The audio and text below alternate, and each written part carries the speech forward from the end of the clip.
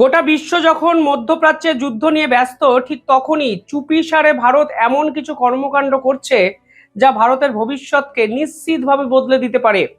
অনেকেই হয়তো জানেন না, আজকে ভারতের প্রতিনিধিরা আমেরিকায় একটি অত্যন্ত হাই ভোল্টেজ বৈঠক করলেন এবং সেখানে ভারতের যিনি অ্যাম্বাসাডার, যিনি আমেরিকায় নিযুক্ত আছেন, তিনি বৈঠকে উপস্থিত ছিলেন। এবং কেন এই বৈঠক এবং হঠাৎ করে এই বৈঠক কিভাবে ভারতের কূটনীতিকে আরো অনেক বেশি জোরালোভাবে আন্তর্জাতিক স্তরে প্রতিষ্ঠিত করলো, সবকিছু আলোচনা করব আজকের এই ভিডিওতে। এবং এই বৈঠকের পরে আরো একটি খবর আমাদের সামনে আসে, যেখানে বলা হচ্ছে আমেরিকার প্রতিনিধি দল ভারতে কিন্তু পরের মাসেই আসতে চলেছেন। অর্থাৎ একের পর এক হাই ভোল্টেজ বৈঠক আমেরিকার সঙ্গে ভারত লাগাতার করছে।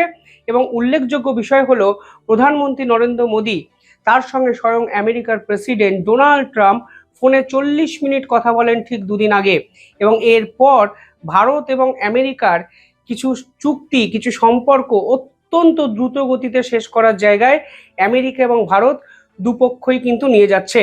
অর্থাৎ একটা জিনিস পরিষ্কার হয়ে যাচ্ছে, যে আমেরিকা একসময় ভারতের বিপক্ষে একাধিক কথাবার্তা বলেছে, সেই আমেরিকায় আজকের দিনে এসে বুঝতে পারছে ভারত ছাড়া তাদের গতি নেই।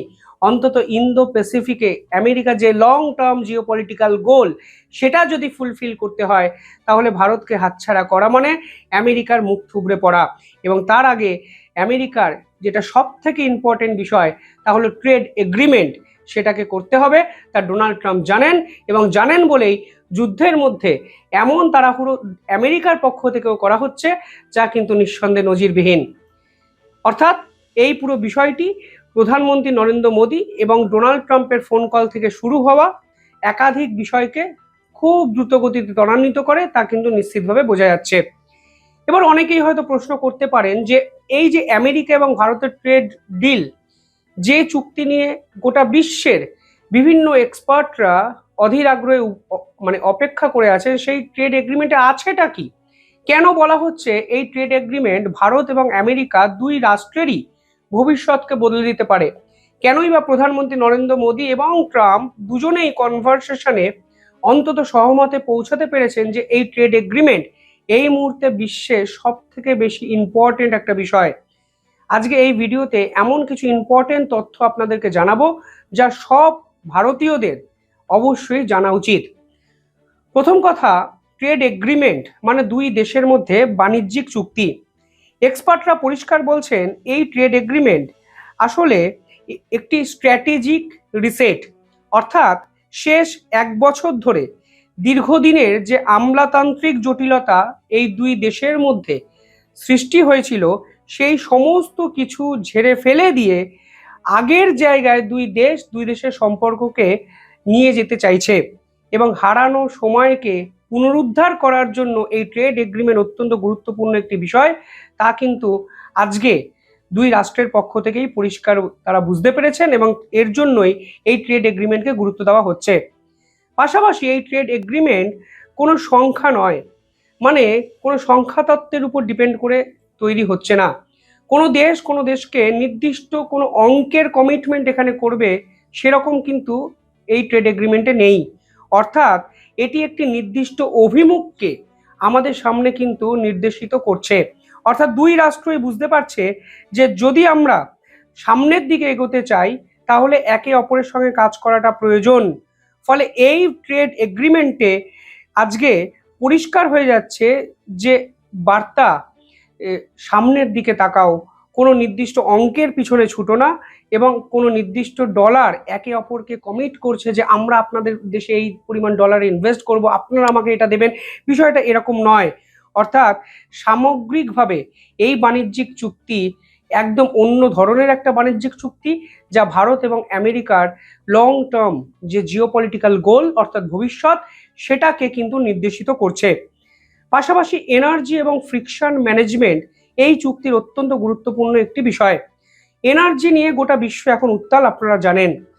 কোথা থেকে তেল ভারত আনবে, কোন পথে আনবে, এবং কোন পথে গ্যাস ভারত নিয়ে আসবে, আজকে ভারতের সব থেকে বেশি চর্চার বিষয়বস্তু কিন্তু সেটা। আজকে যদি এই চুক্তি আমেরিকার সঙ্গে হয়, তাহলে জ্বালানিকে কেবলমাত্র আমদানি এবং রপ্তানির বিষয়বস্তু হিসেবে না দেখে কনস্ট্রেন্ট ম্যানেজমেন্ট হিসাবে দেখার চেষ্টা ভারত এবং আমেরিকার পক্ষ থেকে করা হচ্ছে। অর্থাৎ ব্যাপারটা এরকম হয়ে যাচ্ছে যে ভারত যখন এনার্জি ক্রাইসিসে পড়বে, আমেরিকা এই চুক্তি মারফত ভারতের পাশে দাঁড়াবে এবং ভারতের যে এনার্জি ডিমান্ড সাপ্লাইয়ের প্রয়োজন হবে সেটাও কিন্তু আজকে আমেরিকা ইকুইভ্যালেন্টলি সার্ভ করবে। অর্থাৎ নির্দিষ্ট অঙ্ক না ভেবে নির্দিষ্ট গতিমুখ বা অভিমুখ যে একে অপরের পাশে দাঁড়ানো, তা কিন্তু এই চুক্তির প্রধান বিষয়বস্তু হয়ে উঠছে। পাশাপাশি কোয়াইট ডিপ্লোম্যাসি এই চুক্তির অন্যতম বড় একটি বিষয়বস্তু। মানে কোনো রাগ ঢাক ঢাক ঢোল না পিটিয়ে পর্দার আড়ালে ক্রমাগত এই চুক্তিকে কিন্তু এগিয়ে নিয়ে যাওয়া হচ্ছে। মানে গোটা বিশ্ব এখন হরমুজ নিয়ে চর্চা করছে, গোটা বিশ্ব ভাবছে লেবানন এবং ইসরায়েলের মৈত্রী চুক্তি হবে কি হবে না। কিন্তু এই প্রেক্ষাপটে দাঁড়িয়েও ভারত এবং আমেরিকা সম্পূর্ণ আড়ালে থেকে তাদের ডিপ্লোম্যাটিক ডোমেনগুলোকে ওপেন করে এই পুরো বিষয়টাকে সংগঠিত করা হচ্ছে, যাকে চলতি ভাষায় বলা হয় ভ্যালু প্রসেস অ্যাডিশন, যেটা কিন্তু এই চুক্তিকে কমপ্লিট করার মাধ্যমে ভারত করে দেখাতে চলেছে।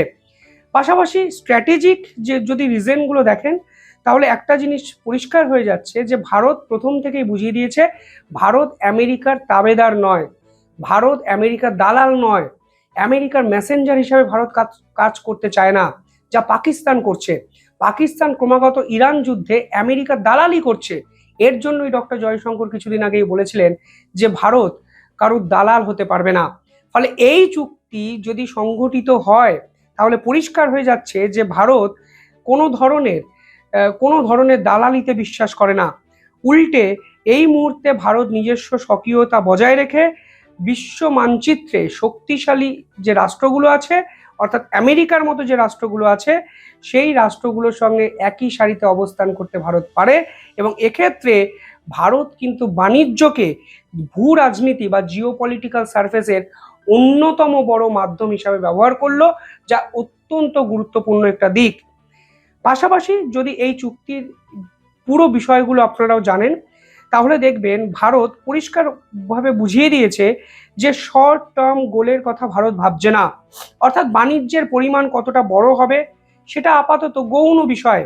ভারত টার্গেট করছে যে এই চুক্তি কতটা স্টেবল হবে এবং কতটা ডিপেন্ডেন্সি একে অপরের প্রতি বাড়াবে সেই পার্টিকুলার ইস্যুতে। এবং আমার দৃঢ় বিশ্বাস, বর্তমানে যেভাবে একটি রাষ্ট্র অন্য রাষ্ট্রের সঙ্গে সম্পর্ক 1 মিনিটে নস্যাৎ করে দিতে পারে, ঠিক সেই প্রেক্ষাপটে দাঁড়িয়ে স্টেবিলিটির কথা ভারত যে ভাবছে, এটাই কিন্তু ভারতের এই নেগোসিয়েটাররা সব থেকে ভালো কাজটি এখানে করেছেন। ক্যাপাবিলিটি বিল্ডিং, যা এই চুক্তির অন্যতম আরও একটি দিক। মানে মুহূর্তে লাভের কথা না ভেবে ভারত নিজস্ব পরিকাঠামো এবং সক্ষমতা বৃদ্ধি করতে আমেরিকার প্রযুক্তি এবং বিনিয়োগকে কাজে লাগাবে। অর্থাৎ আমেরিকার ইনভেস্টমেন্ট ভারতে এলে ভারতের টেকনোলজি, ভারতের ইনফ্রাস্ট্রাকচার তা আগের থেকে অনেকটা ডেভেলপ করবে, সে কথা কিন্তু আমরা সকলেই জানি। ফলে শর্ট টার্ম কিছু প্রফিট হবে ভেবে আমরা এই পার্টিকুলার জিনিসগুলোকে অগ্রাহ্য করব, তা কিন্তু এই চুক্তির বিষয়বস্তু নয়। ফলে পরিষ্কার বোঝা যাচ্ছে ভারত যেটা করছে তা ভবিষ্যতের ভারতের কথা মাথায় রেখে। যদি এই পুরো বিষয়টিকে আপনারা কনক্লুড করেন তাহলে নিজেরাও বুঝবেন এই চুক্তিকে বলা হচ্ছে স্ট্র্যাটেজিক টেকওয়ে একটা মুভ। অর্থাৎ ভারত শুধুমাত্র একটি বাজার নয়, এটি একটি গ্লোবাল পার্টনারে পরিণত হয়েছে, তা আমেরিকা কিন্তু পরিষ্কার বুঝতে পারছে। আগে বিভিন্ন দেশ ভারতের 140 কোটির এই জনসংখ্যাকে কাজে লাগিয়ে ব্যবসা বাণিজ্য করতে চাইতো, কিন্তু এখন তারা পার্টনারশিপ করতে চাইছে। ফলে বাজার ওরিয়েন্টেড ভারতকে না ভেবে পার্টনার ওরিয়েন্টেড ভারতকে ভাবছে, তা কিন্তু পরিষ্কার হয়ে যাচ্ছে আমেরিকারও বর্তমান সময় এই তোড়জোড়টি দেখে। ফলে আজকের দিনে দাঁড়িয়ে এই যদি চুক্তি সম্পূর্ণ ভারত পরের মাসের মধ্যে করতে পারে, তাহলে কিন্তু ভারতবর্ষের নিঃসন্দেহে বড় একটা ধাপ পেরোনো হবে। এবং সেই চেষ্টাই কিন্তু কোয়াইট ডিপ্লোম্যাসির মাধ্যমে ভারতের কূটনীতিবিদরা করে যাচ্ছেন। ফলে প্রধানমন্ত্রী নরেন্দ্র মোদীর সঙ্গে 40 মিনিটের ফোন আলাপ শুধুমাত্র যে মধ্যপ্রাচ্যের আলোচনাতে আটকে ছিল না, তা কিন্তু আজকে পরিষ্কার হয়ে গেল যখন আজকে আমেরিকায় এই ধরনের হাই ভোল্টেজ মিটিং হলো। দ্বিতীয়ত, পরের মাসে আমেরিকার প্রতিনিধিদের ভারতবর্ষে পাঠাচ্ছেন ট্রাম্প এই চুক্তি সম্পন্ন করার জন্য, সে খবর আমাদের সামনে এলো। আপনারা কিভাবে দেখছেন পুরো বিষয়টি কমেন্টে জানাবেন। দেখতে থাকুন দ্য ইন্ডিপেন্ডেন্ট বেঙ্গল। ধন্যবাদ।